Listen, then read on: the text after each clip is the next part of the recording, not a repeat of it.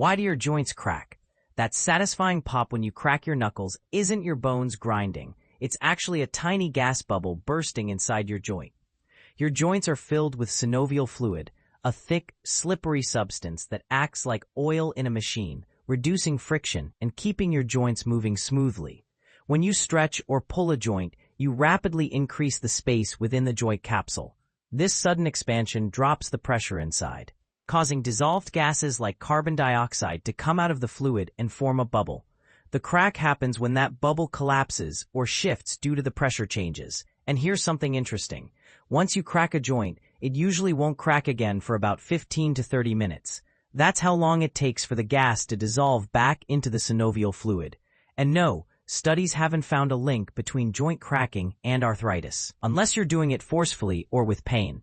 Cracking your joints by itself is not harmful and doesn't cause arthritis, according to research. So if you're just gently cracking your knuckles or back and it's not causing discomfort, it's generally safe.